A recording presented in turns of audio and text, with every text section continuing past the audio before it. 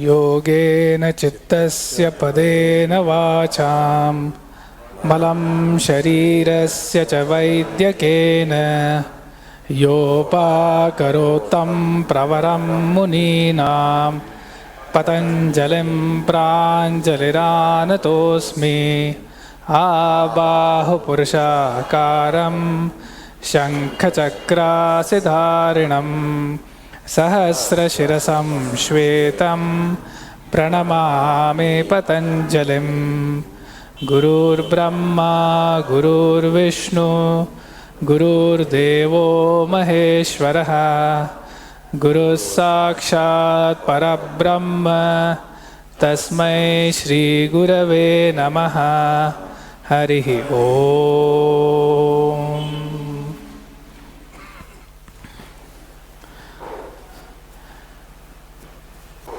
Okay, so right in the first sutra, in Vyasa's commentary, he mentioned that there are two kinds of yoga. Right? So he said there is a samprajñata yoga and the asamprajñata yoga.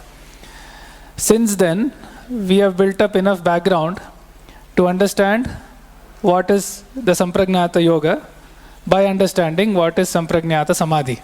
Right? So we have seen in detail, after understanding what is chitta, what is purusha, what are the fivefold vrittis and so on, we saw the savitarka, savichara, sananda and asmita matra samprajñata samadhayah. So we have seen the samprajñata samadhi.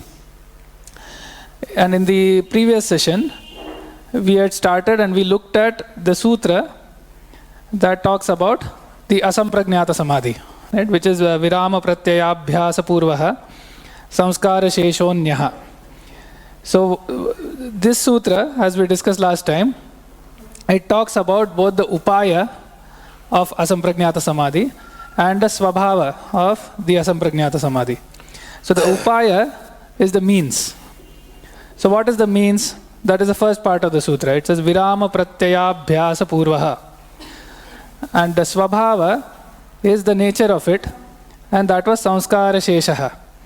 And just as a reminder, because we have discussed this in detail last time, we won't go into all the detail.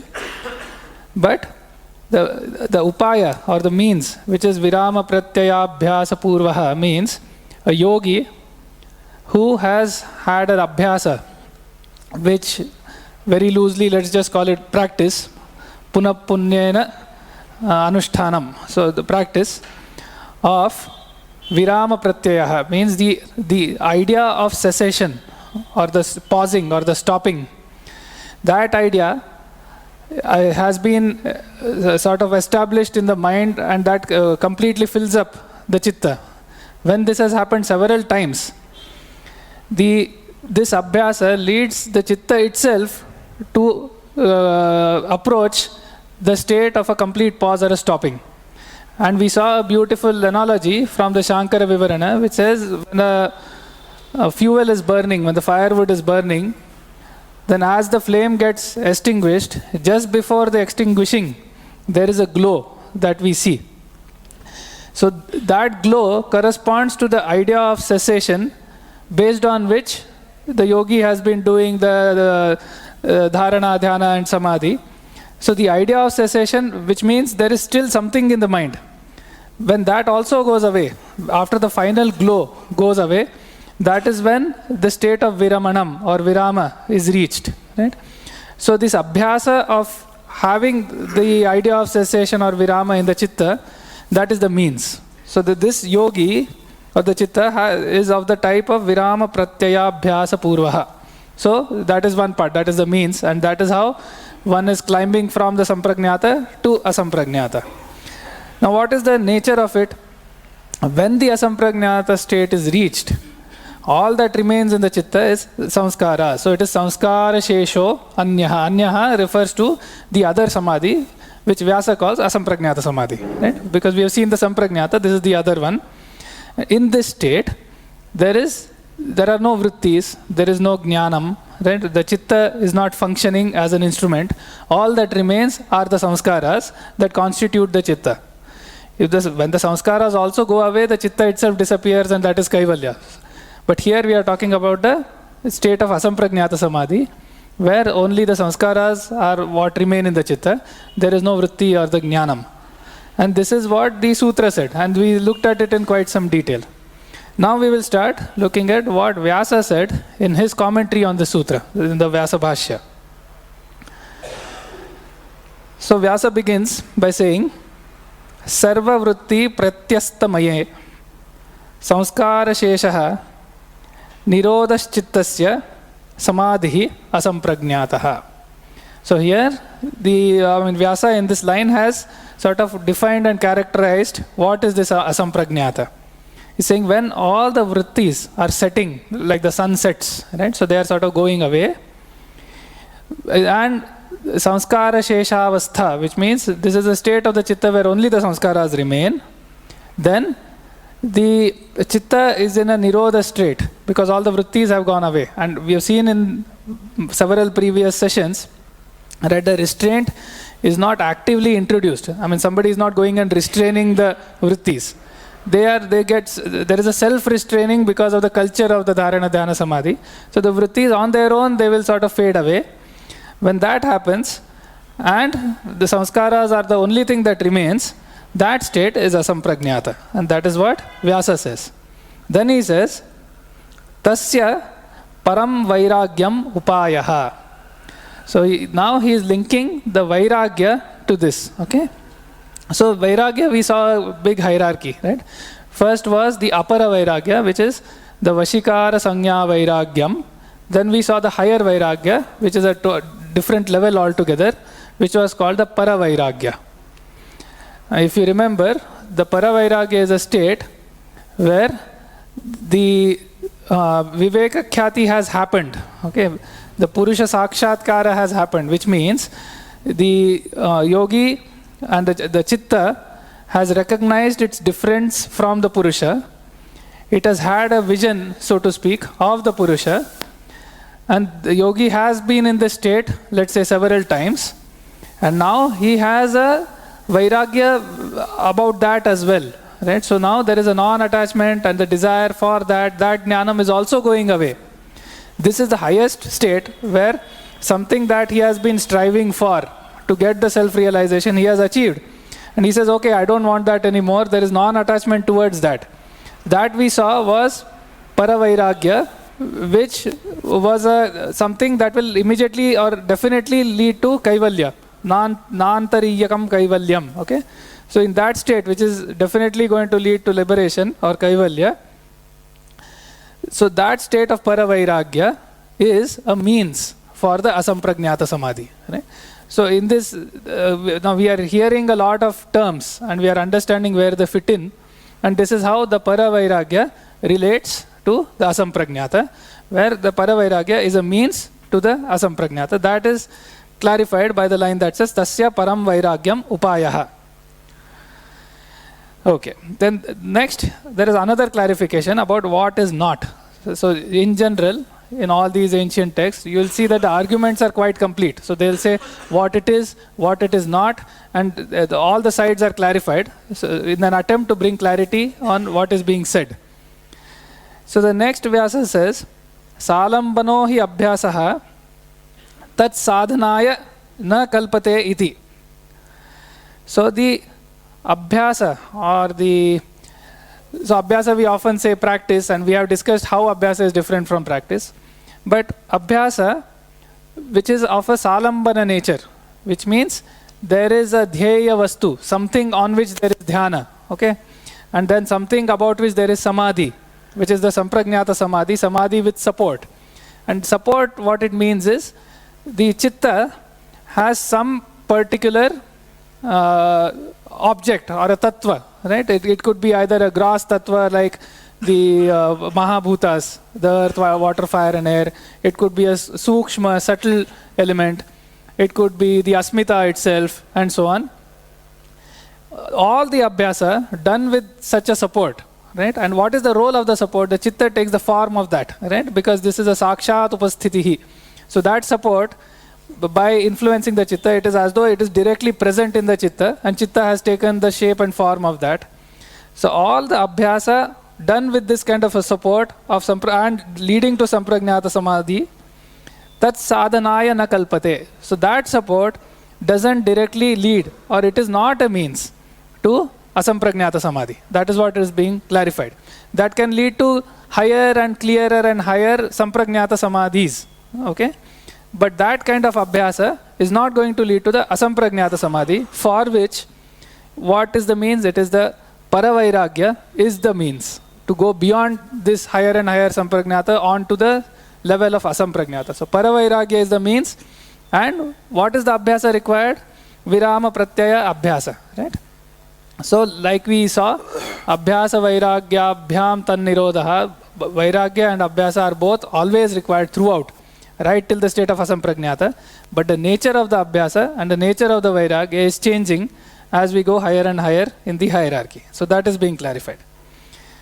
And then he says, Virama Pratyayaha Nirvastuka Alambani Kriyate. So this, the Virama Pratyaya, when we come to that, and when we do Abhyasa of the Virama Pratyaya, then the Alambanam is without any substance. Right? So there is no real Alambanam at all, and that is fading away, and therefore the Jnanam and the Chitta goes away. Because in Sampragnata, the Jnanam is very high. So there is a lot of Jnanam and Vritti of the highly sattvic nature, especially when it is a Asmita or Purusha Tattva being made the object of knowledge. Right? So the highest is where the Purusha itself is the object of knowledge, and then there is Viveka Khyati. So Jnanam or the knowledge is at a very high state and very much present. Right? But for Asampragnata, that is not the means. So that is where the Virama Pratyaya, the idea of cessation and the Abhyasa of that is going to lead to a Nirvastuka Alambanam. So the support has no substance anymore. So the support itself will start fading away. And that is when only the sanskaras will remain in the chitta. Okay? So that is how there is one direction which is leading to Sampragnata, and then that has to be totally overcome. Right? And that has to fade away. All the very high degree of Jnanam that we have reached, that has to fade away through two means. One is Paravairagyam, where the attachment to the self-realization is going away. The second is Virama Pratyayabhyasaha. So when both of these are done together, that is when we can climb from Sampragnata onto the Asampragnata level. So that is being explained. Such are Artha Shunyaha and Tad Abhyasa Purvam Chittam Niralambanam Abhava Praptam Iva Bhavati Ityeshaha Nirbījaha Samadhi Asampragnataha. So what is being said here is, when the Chitta has had this Abhyasa, or the establishing of cessation and a pause, and the vrittis are going away, then it is Niralambanam. So there is no support. There is no knowledge imprint. It is Abhava Praptam Iva. So it is as though the Chitta is not existent anymore. As though it is now reaching the state of non-existence. But not really. Okay? Iva means as though. So because the sanskaras are still remaining, the Chitta still exists. But since it is not functioning, it is almost as though it doesn't exist. Abhava praptam iva bhavati. That is how it happens. And therefore, this samadhi, this kind of a nirbija samadhi, which is sort of the highest stage of this nirbija samadhi, bija means there is some seed that you can take support of. And that seed then you can, so if the seed is asmita or a seed is one of the subtle elements, that becomes the seed. That is a sabija samadhi, which can lead to sampragnata. Here there is nirbija, so there is no seed at all. And when without that seed, we reach to this level where only the sanskaras remain, and there is absolutely no vritti or knowledge imprint at all, and it is as though non-existent, abhava praptam iva. That particular samadhi, which is the highest, and that is the asampragnata samadhi. So that is what Vyasa explains in his commentary on this sutra.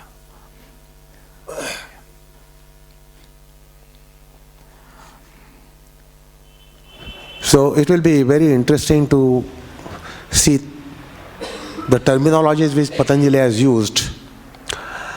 With reference to Nidra, he says, he introduces concept of Abhava Pratyaya.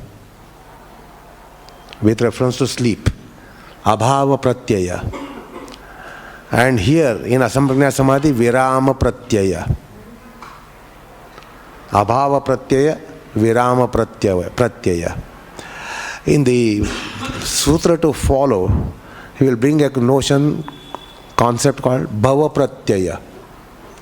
So, abhava pratyaya, virama pratyaya, bhava pratyaya. So, this is kind of interesting usage of the words that he has in his sutras. Now, pratyaya in popular language, in vernacular, the meaning is experience. This is my experience.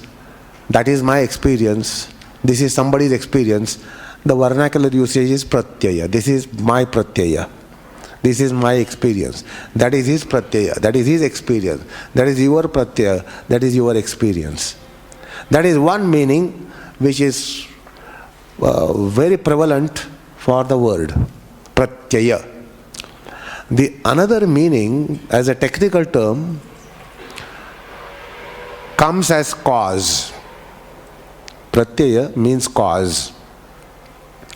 So, abhava pratyaya in the Sutra of Nidra, where cause of absence is taken, the cause of absence is taken, that is state of Nidra, that is the state of Sushupti, Nidra. And while discussing that sutra, I said why he has gone roundabout way to describe the Nidra Vritti, because he wanted to circumscribe something more than sleep. And I told you during that sutra that the sutra is not just referring to sleep. Certain states which are similar to sleep also.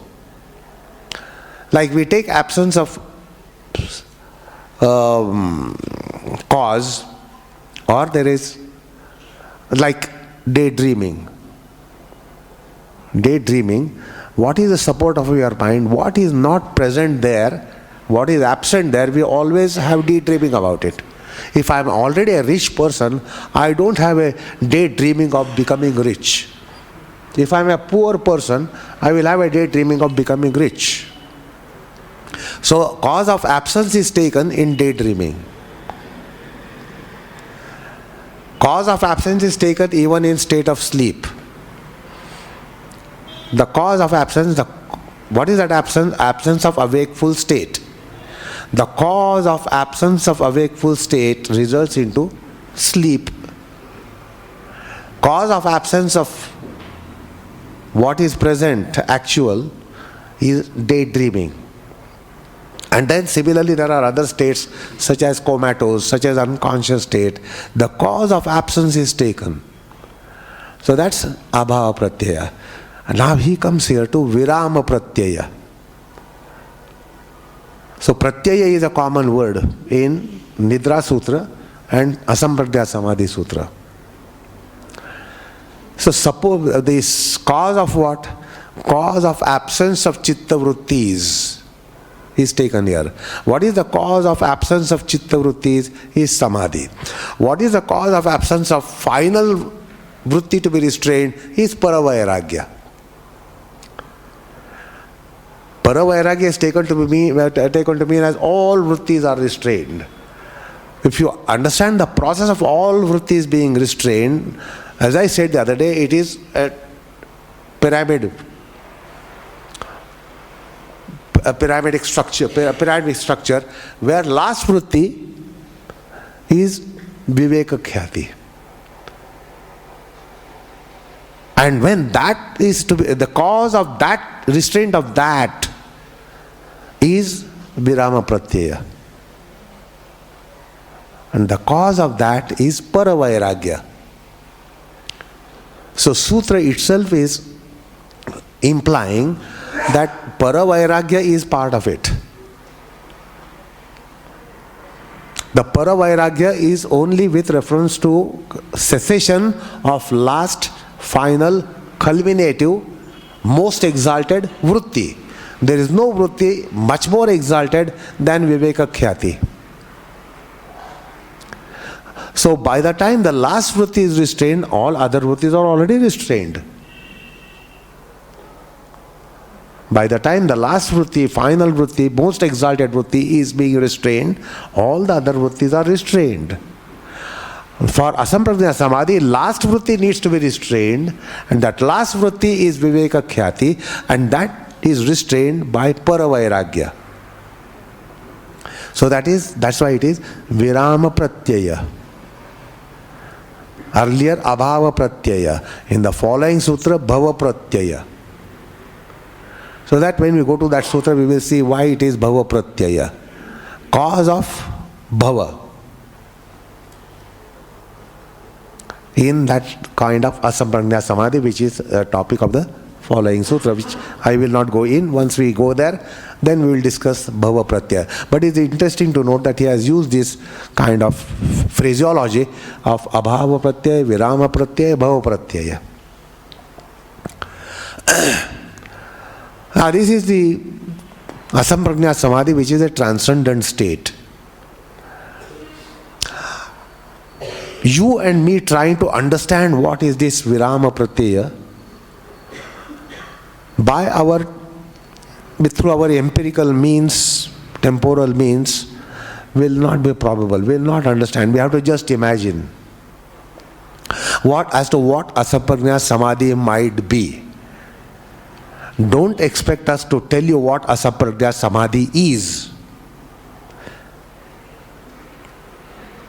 Because with our limited mortal kind of manifestation and with our limited kind of brain, we will not be able to really conceive it, crystallize it. We will have to imagine what it might be. That's all. Do you understand? Because we cannot even understand what is the last vritti, which is the final vritti, which is culminative vritti, beyond which there is no exaltation. The best and the best of all the best. Now in unworldly realm we can be going for this, the good, better, best. Now when you encounter something better than that, we will have to say it is bester. So better than that, bestest. Bestest tester. Bestest test. So it will be a jargon. Because the best is with reference to time and space. What is best here and now doesn't mean that it is all time best.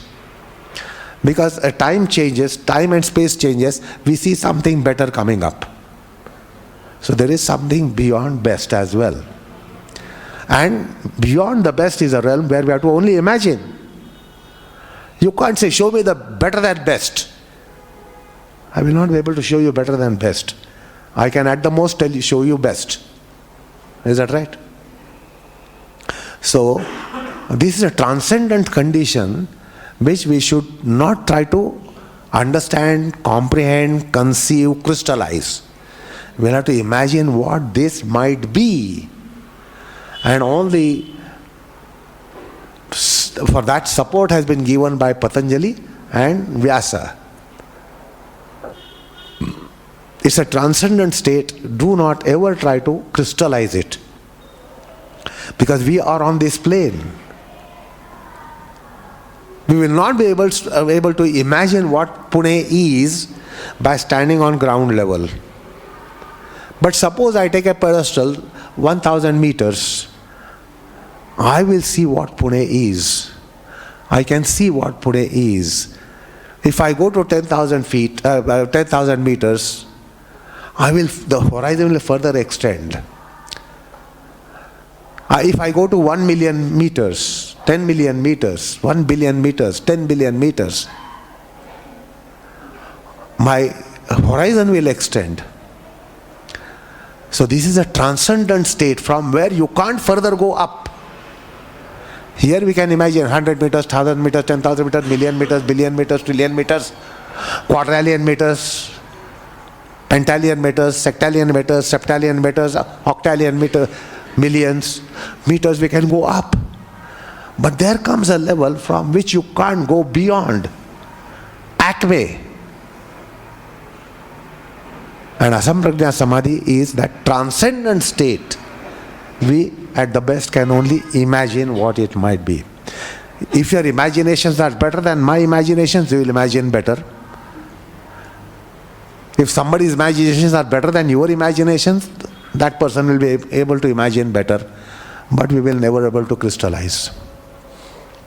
That is why in simple terms, one of the mystic saints has said, I can go on describing sugar, the taste of sugar.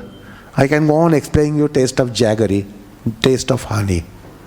It will not be complete. I will not be able to describe it completely. The best way is to have it on your tongue. When you have it on the tongue, then you realize what is the sweetness of sugar, or sweetness of jaggery, or sweetness of honey. We just can't go on imagining what is sweetness of sugar, what is sweetness of jaggery, what is sweetness of honey. It must come on our tongue, all our imaginations will stop. And then we will really crystallize as to what is sweetness of sugar, jaggery, honey. Until that time we can only extrapolate, infer, imagine. Similar is the case of asamprajñat samadhi. We can only imagine, like we can imagine how sweet is sugar, or what is sweetness of sugar, how the sweetness of sugar is different than of jaggery and than of honey, or how honey's sweetness is different than of sugar. We can all go on discussing it and go on imagining it. But when we taste sugar, we know sugar is sweet like that. Washing the mouth, when we take a piece of jaggery, then we'll realize how jaggery sweetness is different than sugar sweetness. Wash our mouth, again take a spoonful of honey on the tongue, we will know how honey is different than jaggery or sweet sugar, how mutually they are different than each other. So, to really crystallize asamprajñat samadhi, it must be experienced. No matter how many words we are going to use, what kind of description we are going to use, it is not going to be sufficient. It's in the realm of mysticism. And mysticism of a highest order. Because so many things come in mysticism. But this is the mysticism of highest order. Therefore, no amount of articulation will articulate. That is what asamprajñat samadhi is. So what I'm trying to convey, try to go on stretching your imaginations as to what it might be. That's all we can be doing today, here. Being mortals, being human beings, and being just limited to empirical intelligence, which is encased in brain. There are so many things that human brain will never, ever understand. Yes, now today we are using microscopes and telescopes and so many insights are coming. Therefore, human brain is now understanding much more than, and has encountered disillusionments, or knowledge has come because of the insights. So as the human brain or the human technology to human faculties evolves, man can have insights more and more and more and more and more. However, some mysticism is going to remain totally veiled for human being. Because from telescopes we went to radio telescopes, then we went to Hubble telescopes. Now there might be something further more evolved. Yet a time will come where technology cannot come to our rescue, cannot come to our help. It is subjective technology that is only the means of trying to get into understanding of these highly, most mysterious state. There is nothing more mysterious than asamprajñat samadhi when it comes to the play of consciousness. End of play of consciousness is the most mysterious state. So that's what I am trying to say is that I am not able to tell you. What I am trying to convey is that I will not be able to tell you. No mortal, not just me, no mortal will ever be able to tell you about what that state is where human beings can go ultimately. We can go there, but never have slightest clue about it. That's what Asamprajña Samadhi is. And how Paravairagya will come is only when you attain the Viveka Khyati, the discriminate discernment as it is said in English. It is not just discriminate discernment, it is highest acme knowledge. Samprajñata. I told you about the word samprajñana, samyak prajñayate. And that is Viveka Khyati is the pinnacle point. And yogi will like to renounce the pinnacle point. Other pinnacles we reach, if we come back, again we want to go. We again want to scale up and reach the pinnacle point. Again, if we come back, again we want to go to pinnacle point. But this is a pinnacle point where he renounces. He gives it up. Because there is nothing higher than that. No knowledge is higher than that. No knowledge is above that. That is why virama pratyaya. Virama, again the word is to be imagined as to what it is. It is not just cessation as the English word is.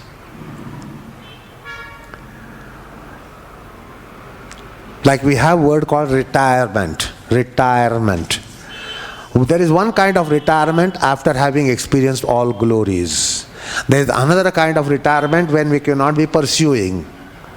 That's why we retire in our life. Because we cannot be now pursuing because of age, because of debiliations. And therefore we say, now I am going to retire. That's one way of retirement, that I no longer can pursue and therefore I retire. But there is another kind of retirement, there is nothing to pursue. Now there is nothing to pursue, therefore I will have to retire. This is the case of retirement, there is nothing to pursue. That's why the word virama pratyaya. Again, because I am not that rich in literature, I will not be able to explain you what is virama, basically. Then in mortal plane we say cessation. Cessation is really a jerky word. I don't know if some of you have driven automobiles, and if you know what is a vehicle seizing, engine seizing. When engine seizes, it abruptly stops. It abruptly stops. Heart seizing. It suddenly stops. It doesn't fade out and gradually stop. Heart stops. Cessation of the heart means suddenly stopping. So cessation is a word which we use for our convenience, which is not cessation. So another example is given. Suppose there is a very hot brick. Sprinkle water on it. See what happens. When you sprinkle water on it, it will slowly shrink. The dampness, it will shrink and disappear. Or when there is a sunset, there is no darkness immediately, there is twilight. So sun goes beyond the horizon, so the sun is no longer there to be sighted. But then what happens? Slowly the luminosity fades out, the twilight is there, twilight slowly fades out, and then there is darkness coming up. So virama is some such thing where there is gradual tapering, gradual retirement of the last vritti. It is not abruptly stopped. Viveka Khyati vritti, the last vritti is not abruptly stopped. Virama process. Tapering and tapering and tapering and tapering. Fading out and fading out and fading out and fading out. So that is virama pratyaya, a kind of retirement with accomplishment, not retirement because of improbability to work or improbability to be active. Usually all of us retire in life that way. Otherwise no one wants to retire. Ask these retired people, they don't want to retire. And they are helplessly retired, and that's why they continue to work even after retirement. They want to keep working. They don't want to be idling, they say. Because if they don't work, they think there is only alternative is to be idling. They do not find any third means, third channel, either idling or active. But there is a third channel which common man doesn't identify. That's why usually man wants to keep working until last breath. This is modern man's kind of thought process. He wants to work until the last breath because doesn't find an alternative. Either be idling or keep working. Whereas yogis identify that. I need not work. Then what? I need not idle. Be idling. What?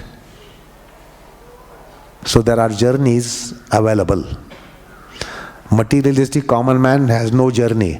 Either should be idling and journey in idle condition or journey in active condition.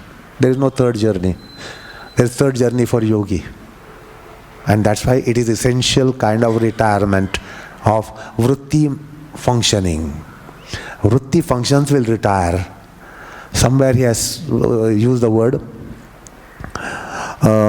prasankyane api akusidasya in the 4th chapter. Or in the Sankhya treatise, there is a vritti called satiety and contentment. Activity stopping after contentment is a unique thing. Activity stopping because of inability is another thing. So here the vrittis are not, they are incapable of functioning. There is a complete contentment, satiety, satisfaction to be functioning, and therefore the result is virama pratyaya. So I am struggling to put across what virama pratyaya is. And I think I should not struggle much more today, now here. Let's adjourn this struggle to some other point in time. Yeah, so, I mean, he mentioned this retirement is because there is nothing to pursue anymore, right? So if you remember the sutra and the commentary on Paravairagya, right?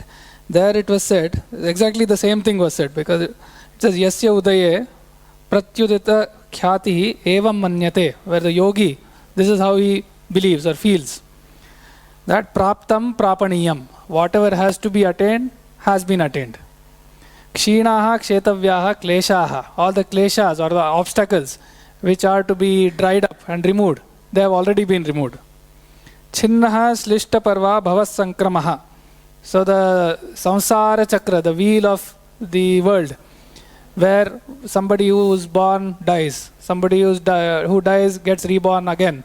The sort of the karma, the operation of the karma, that also has been completely cut off. Right? So that is what he refers to when he is saying the retirement, because there is nothing to be pursued, because everything has been attained. That point comes when the paravairagya level is reached. And that paravairagya is a means for the asampragnata that we just saw. And then even it implies, in the sutra, Saptadha Viveka Khyati is explained in the 2nd chapter. 7 kinds of phases. Or the terminals of Viveka Khyati. 7 terminals are mentioned. There one of the terminals is, it is very important. Suppose I am emancipated now. Now emancipation is a unique thing because I have never experienced. So it will be perturbing. Suppose you experience unusual thing for the first time, it can be perturbing, it can be disturbing, it can be exciting. Is that right? So such a eventuality should not be there for a person getting liberated. Liberated must be presented to yogi before he gets liberated. Otherwise all gravities are going to go away. Imagine yourself, no gravity at all. It could be uncomfortable condition for you. So yogi should not face such a condition as to what that emancipation is, that no gravities are there. There is no day, no night, no delimitations, no caste, class, creed, gender, status, stature, age, etc., etc., etc. No delight, no sorrow, no pain, no pleasure, no awakeful state, no dormancy. Nothing is going to be there. So, for the first time, it will be big jolt to yogi. Emancipation will be a big jolt. And such an eventuality should not be there. Therefore, he is given a taste of Kaivalya before he is liberated. That is one of the aspects of Viveka Khyati Saptadha. 7 terminals. Pranta Bhumi, Pranta, Prakarshena Antaha. So, one of the terminals is as to what is liberation. So just as we look for taste samples before we want to eat something. Suppose I show you something, a dish, unusual, never seen, never imagined, never heard about it. What will you do? You will just not gobble it. You will just try to take taste of it. Is that right? You do not know it, what it is. So taste sample is very important before you are going to eat something unusual, never ever heard of. Emancipation is never ever heard of by a yogi. So there is a taste sample of emancipation. As to what the Kaivalya will be, so virtual Kaivalya is shown to a yogi before emancipation is given or actualized. That is one of the aspects of Paravairagya, the Viveka Khyati and its 7 terminals of Viveka Khyati. Aviplava Viveka Khyati has 7 terminals. Just Viveka Khyati won't work. The Viveka Khyati, Saptadha, Pranta Bhumi. So that is experienced by a yogi, so he knows what is going to be liberation, how the condition will be. So there will be acclimatization to liberation, which is very important. If you don't get acclimatized to unusual condition, we are uncomfortable. So that's why the Viveka Khyati, which when it becomes Aviplava, which is the means of Kaivalya. Viveka Khyati is means of not Kaivalya. Aviplava Viveka Khyati is means of Kaivalya. And the taste of it is given. Taste sample of Kaivalya is had by yogi before liberated. So nothing is unfamiliar. He is going to go beyond not only universe. Today the man is not able to think beyond universe. But let me tell the Indians here, you have heard about descriptions such as Ananta Koti Brahmanda Nayaka. We only know Brahmanda. Brahmanda is universe.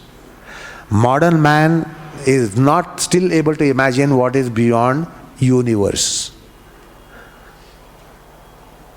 That's why it is inferred universe is infinite and nothing is beyond universe. But when describing divinity, the description is Ananta Koti. Ananta Koti means multi-billion universes. He is the master of multi-billion universes. Ananta Koti Brahmanda Nayaka. So there is universe beyond universe, universes behind universes. And he is the master of all. In liberation, the yogi is going to go there. Not just beyond universe, beyond all universes. Today we do not know so many universes. We know only one universe. We perhaps know many galaxies. If you know the neighboring galaxy to our Milky Way is called Andromeda. So we know just a neighboring galaxy. Should the neighbor not have a neighbor? Should the neighbor's neighbor should not have a neighbor? Should the neighbor's neighbor should not have a neighbor? But we have not gone beyond the neighbor. We only know neighboring galaxy. There are multiple galaxies, millions of galaxies in universe. And then there are multiple universes. Emancipation takes place there. That's why you are emancipated. Okay? So Aviplava Viveka will tell you there, Saptadha Pranta Bhumi will tell you the extent of Viveka Khyati. It's not just one state. It's again an ocean. Anyway. Yeah, so before we move on, there are two very nice shlokas in the Hatha Yoga Pradipika. So Hatha Yoga Pradipika has this section called Samadhi Lakshanam. So since we are on the topic of Sampragnata and Asampragnata Samadhi, this tells about the attributes or the characteristics of Samadhi. So it says, Khadyate nasa kalena, badhyate nasa karmana, sadhyate nasa kenapi, yogi yuktaha samadhina. So a yogi who has attained a samadhi, right? Khadyate nasa kalena. So the time and death does not eat him. Okay, that's what it means. Badhyate nasa karmana. So the karma, right? The karma does not tie him. There is no influence of karma. Sadhyate nasa kenapi. Nobody can conquer him or nobody can overcome him. Whom yogi yuktaha samadhina. The yogi who is in samadhi. Then it says, na gandham na rasam rupam na cha sparsham na niswanam. So neither smell, nor taste, nor form, nor touch, nor the breathing. Let's.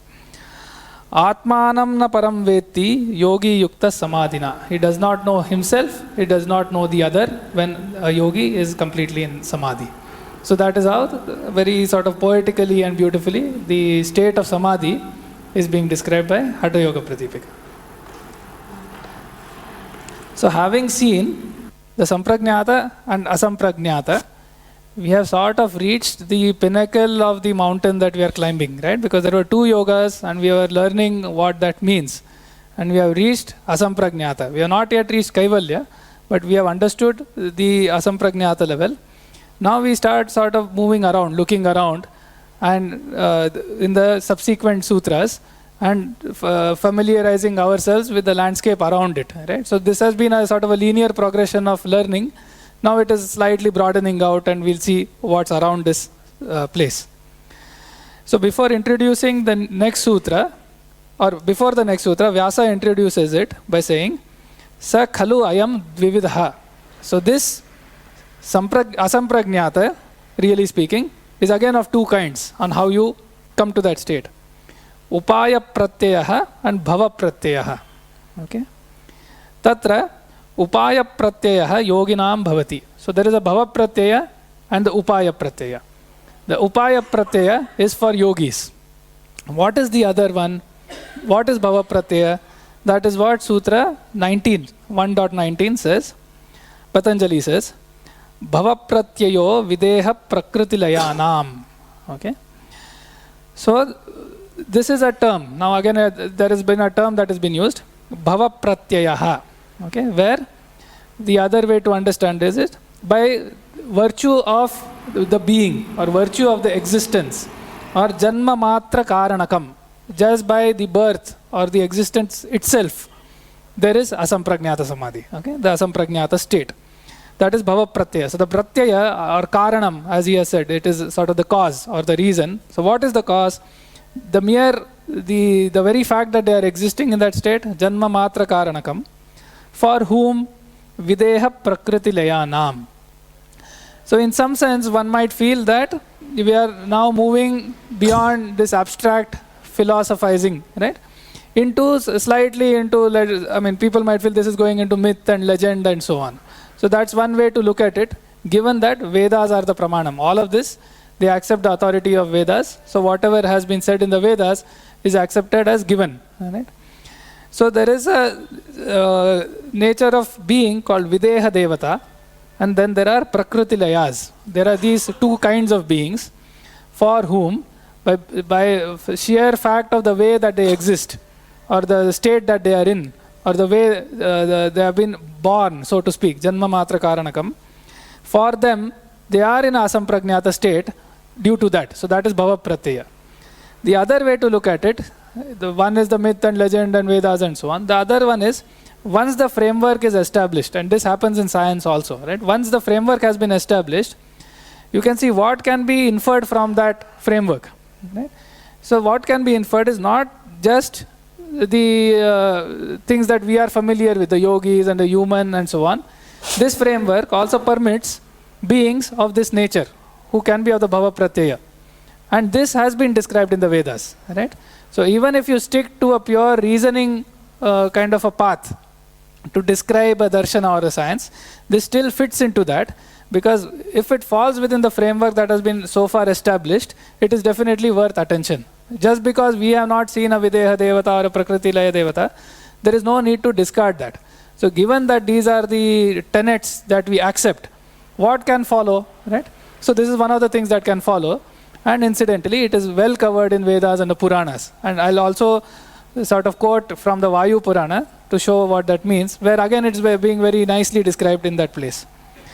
So the sutra, going back, is the yogis is Upaya Pratyaya, that we'll see in the next sutra, the 20th one. We are now in the 19th sutra, which is talking about Bhava Pratyaya. Bhava Pratyaya applies to whom? The Videhas and the Prakriti Layas. Now we'll look at what Vyasa says about these. So he says, Videhanam Devanam Bhava Pratyaha. So the Videha Devas, okay, the Videha Devata, of them is the Bhava Pratyaya. Okay? Out of the, see, he said Vividha, two types, right? The Bhava Pratyaya type is for Videhanam Devatanam. Now what kind are they?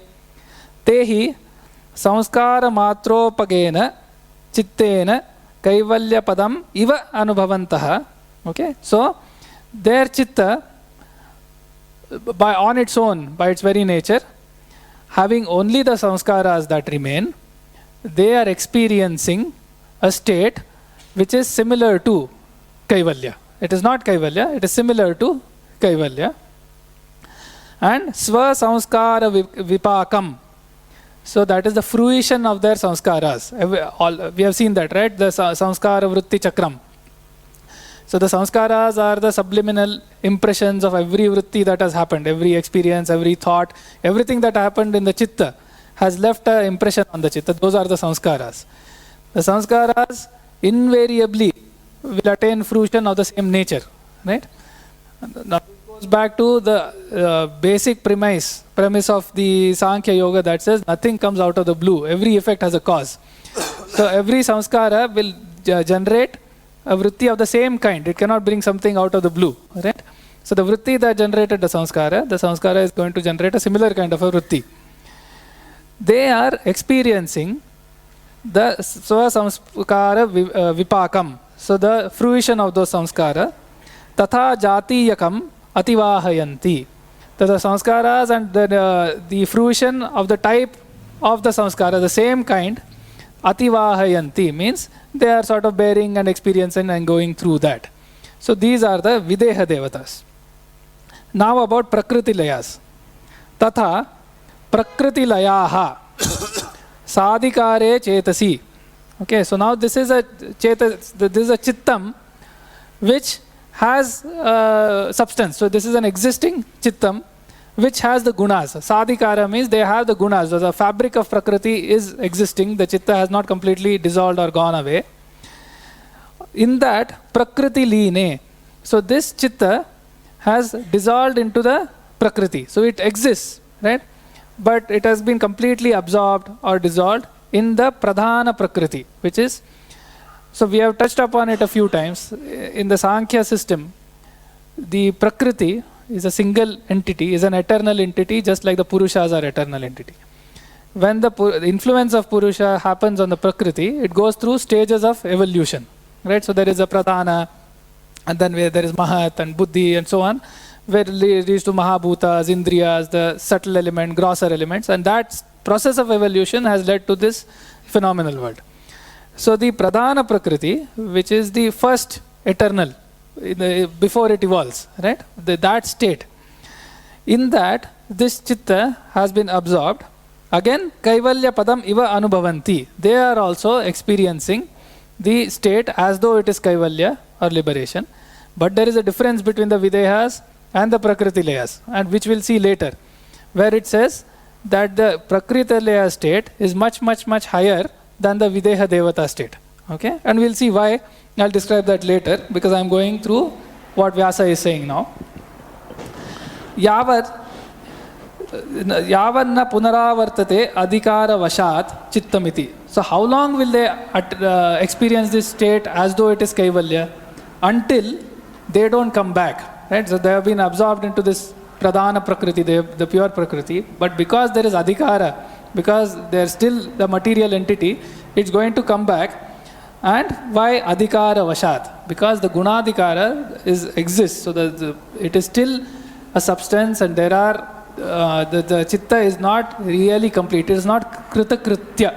The chitta only goes away entirely after the state of vivekakhyati. Okay, so the purusha has been realized and there is kaivalya. So the real jnana has to be attained. Only then there is the real liberation. So here it's as though there is a case of mistaken identity. So a yogi who is getting, or a person who is getting these samadhis, when he attains a complete knowledge of the pradhana prakriti, which is an eternal, he absorbs into that rather than getting into the realization of the purusha. Right? So he's sort of, in some sense, a case of mistaken identity, or a complete absorption and infatuation with that eternal of the prakriti, where that has led to complete dissolving and absorption into the prakriti that has happened. That is not going to give him liberation at all, because liberation doesn't come until the difference in purusha and prakriti has been understood, and then you overcome that, like we saw earlier in paravairagya. So the job is done. So the chitta has a bhoga and apavarga as the two jobs. When the job is done, it's called kritakritya, and only then the chitta will fade away, go away, and there is liberation. Here that has not happened. The ultimate jnana, jnanasya parakashta eva paravairagyam, that has not been achieved. They have come and completely sort of understood or had a revelation of the pradhana prakriti, the ultimate eternal from a prakriti standpoint, but then they got absorbed into that. And that state will stay for several long amount of time, which we'll see later in Vayu Purana. So they are there, and until that, because of the adhikara, at a certain point, because the adhikara vashat, because of the power of the gunadhikara, they are going to come back. Until then, they are going to experience a state as though it is kaivalya. It is an asamprajñata state. And this is still different from the videhas and the prakriti layas. They are slightly different, which we'll see. But in both of these, the progression to asamprajñata is different. It is merely by the way they are constituted and that they exist at that point. Janma matraka karanam. And that is where the bhava pratyaya, that is what it means. Next, we'll see the yogi is completely different. We have seen the path of yogi who does samprajñata samadhi, who gets the jnana of the purusha and so on, which will come in the next sutra.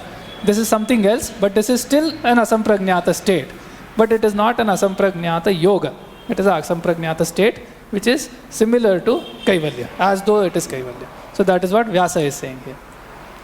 So it is interesting to note the terms which I said: abhava pratyaya, virama pratyaya, bhava pratyaya, upaya pratyaya. So this is an interesting kind of terminologies where pratyaya has come common there. Abhava pratyaya, viram pratyaya, upaya pratyaya, bhava pratyaya. Now this bhava pratyaya, bhava has two meanings. One is having come into existence. For the deities, by merely getting the deityship, merely becoming devatas, they get certain natural powers. Just as we are biological beings, we have the power to go to sleep. And it comes to us very naturally by being biological beings, be a bacteria or human being or dinosaurs. Sleep is there for all biological beings. By being beings, by biological beings, sleep is our privilege and is our empowerment. We are empowered to go to sleep, and we do go to sleep, we get the sleep. Similarly for God, samadhi is such a state. Asamprajñat samadhi is such a state. Just as we get sleep, maybe in 24 hours or 48 hours or 72 hours. Because some of us don't sleep at all, insomnia. That doesn't mean we do not sleep. We get sleep maybe after 48 hours or 72 hours. But sleep will come for some time. So, bhava, by merely being deities, they get samadhi, asamprajñat samadhi. That's their endowment for them, bounty for them. By being gods, asamprajñat samadhi will be there for them. Another meaning of bhava is bondage. Like in vernacular, we have the usage bhava bandha. Bhava bandha. Bhava means bondage as well. As a matter of fact, just coming into existence itself is a bondage. Life itself is a bondage. Life itself is a bondage. Now, asamprajñat samadhi, which will be followed by bondage. Asamprajñat samadhi, which will be followed by bondage, is of Prakriti Linas. They will have bondage after their asamprajñat samadhi. Whereas the gods will get asamprajñat samadhi because they are gods, and therefore they will get it. So, bhava pratyaya are two types. One is just because of getting life as deities, as gods, samadhi, asamprajñat samadhi will come. Another one is asamprajñat samadhi comes and gives you bondage. That is the case of Prakriti Linas. Uttarabandha koti, which he will explain you later in the sutras when it comes. Purvabandha koti, Uttarabandha koti. Bondage before, bondage later. Now we have, as mortals, we had bondage already, and we are going to have bondage hereafter as well. But there are some who did not have bondage afterwards, such as yogis, upaya pratyaya. They will not have bondage, impending condition such as bondage. It will never again come back to them. So there is no uttara bandha koti for upaya pratyaya. And Prakriti Linas have uttara bandha koti. They have bondage to follow. So that's how bhava pratyaya is again of two types. Asamprajñat is of two types. Bhava pratyaya, upaya pratyaya. Bhava pratyaya is of two types. Devanam, videhanam, because devas are without bodies, and the other one is Prakriti Linanam. Two types of bhava pratyaya. One which is privilege of gods, another one which is for yogis who are going to get bondage late subsequently after a long time in a Kaivalya-like state. Kaivalya-like state, they will have a long time, which he will tell you from Vayu Puran table.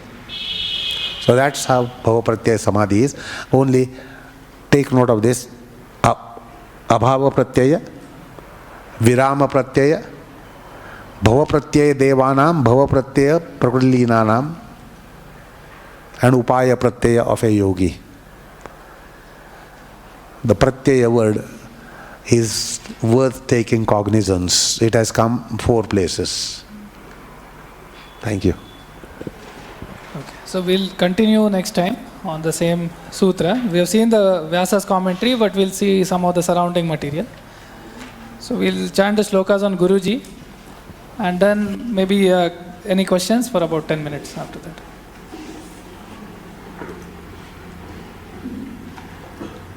वैज्ञानिकः शिक्षकत्वे कलाकार आसनेषु यः योगाभ्यासे च तत्त्वज्ञः तं वन्दे सुन्दरं गुरुं योगवृक्षो लोकेऽस्मिन् वर्धितो यस्य प्रेरणया योगाचार्याय गुरवे सुन्दराय नमो नमः.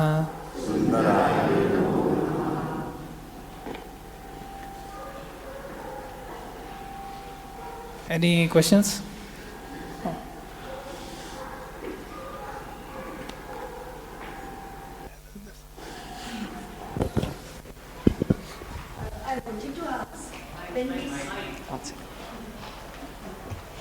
Thank you.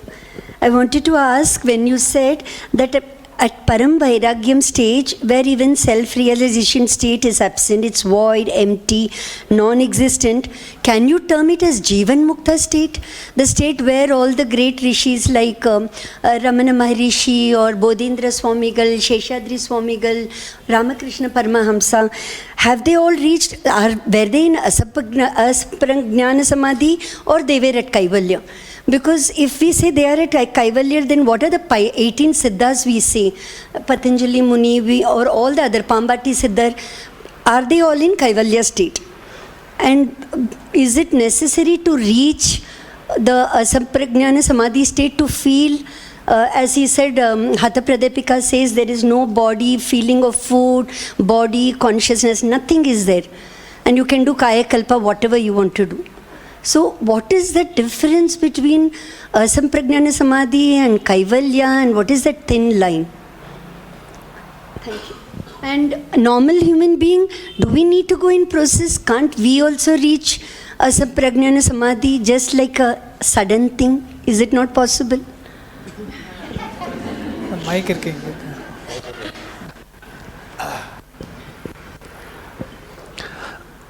She referred to a word called Jivan Mukta. Jivan Mukta concept has come in Vyasa's Bhashya. There is one meaning to Jivan Mukta, that is, there is no life thereafter, biological life thereafter. He is free from any incarnation once again. That is one meaning of Jivan Mukta. There is another meaning of Jivan Mukta, which is, although living almost in freedom. That's the case of some of the mystics, who although they live, they are not in mundane gravities, worldly gravities.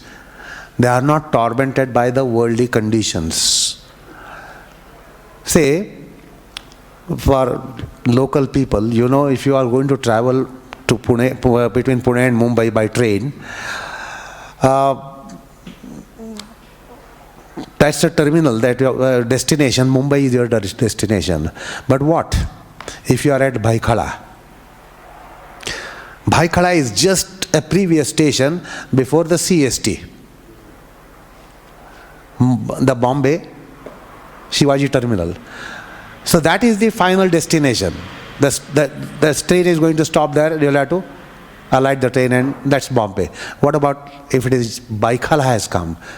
That's why many of them, when they are traveling on the train, when the Bhaikhala is there, has come, they get up from their seat and they are at the doors.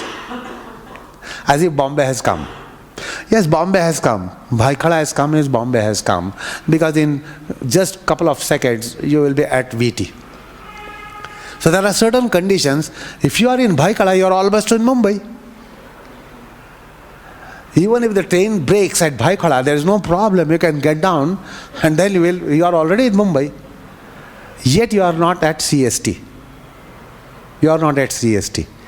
So in these journeys, there are states, final states, such as if liberated. Like once you are beyond Kalyan and then the suburbs of Mumbai start coming later. So even at Dadar you will say, I am already in Mumbai, because Dadar is also part of Mumbai. But however, the train goes up to VT, at CST. So similarly, there are Jivan Mukta Avasthas like Ramana Maharshi had. It was almost he was almost liberated. That was one probability. Another probability is that the Adhikara Purushas, they reincarnate, they come here as a mission of divinity. Like Tukaram has said in his Gatha, while he was going back to Vaikuntha, what he said, I am going back to my home. Ami Zato Amcha Gawa.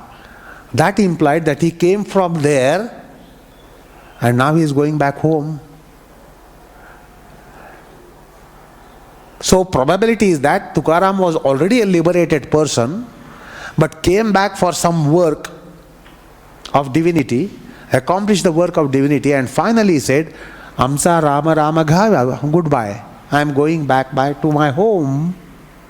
Maybe he came and from there and went back. There are many such seers and sages who came for the act, for the mission of divinity, accomplished it and went back. They were there, they were belonging to that abode, they came back for a time being and they went back. They remained like mortals. They were also getting hungry and thirsty. They also had life like we mortals have.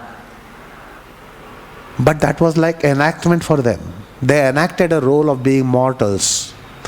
Got married, made a family, had children, had sleeps, had food and etc. Thirst, had hunger, etc. Had diseases even in the body. Because the body was there, they got even diseases. Bhagavad Gita in one place says, Janma mrityu jara vyati dukkha doshanu darshanam, with reference to body. If the body is there, you are going to get all these. Even Rama and Krishna, when they took incarnations, they had to suffer like the human body suffered. Getting wounds here and there, injuries here and there, getting fever, etc., etc. They got it because they took the human body. Look at the life of Rama. Rama suffered much more than any of us put together even. Rama's suffering in life was more than all of us put together. But that was his Leela. That was a drama. Suppose I enact a role in a drama and my life is just miserable. I suffer every kind of harassment, disrespect, every kind of agony. It's just an enactment. I don't really suffer. I enact. So these sages and realized people came on the planet, maybe suffered, but it was enactment. So that is one probability. That is one meaning of Jivana Mukta. Although in life, not in life. Another one is, now in life, no life hereafter. Jivan Mukta. That's the meaning which Vyasa has brought in his commentary while he deals with Jivan Mukta in his commentary. The meaning is that there is no reincarnation hereafter. But this incarnation has to end.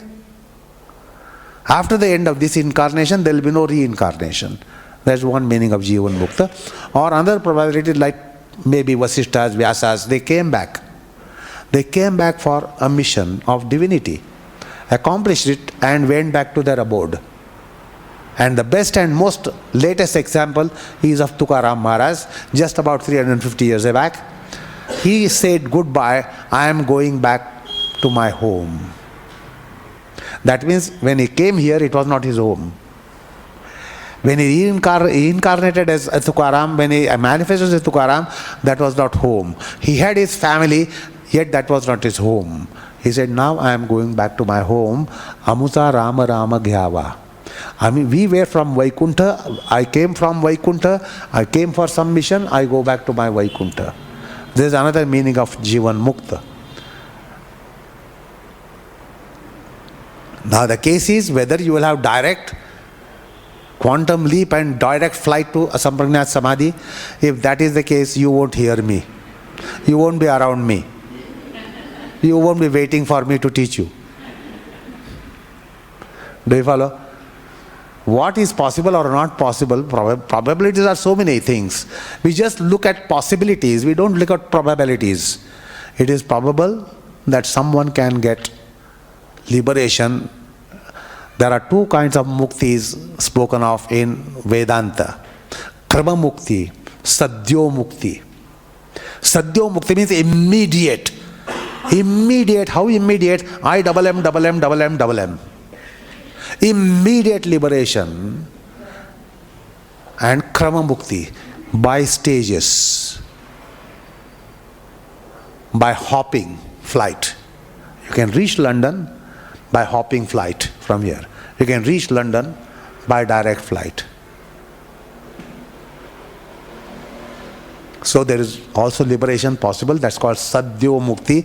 Liberation, you might be with a body, but you are already liberated. But in that case, you won't come to hear to my nonsense. You will say, oh, this is all nonsense, let me go out. Let me go away. If you are realized, you will not wait to hear from me. Do you follow? So that's called Sadhyo Mukti and Krama Mukti. So these are all concepts in Adhyatma, which you will become familiar when the more you start studying Adhyatma. Anyway. There are two other aspects. The verses from Hatha Yoga Pradipika, they're not only about asampragnata. They're talking about samadhi in general, those states. So that's one point. On your question of do we have to go through all this process, some of it we'll touch upon in the subsequent sutras, and when we come to Ishvara Pranidhana and all of those things also. All right, thank you.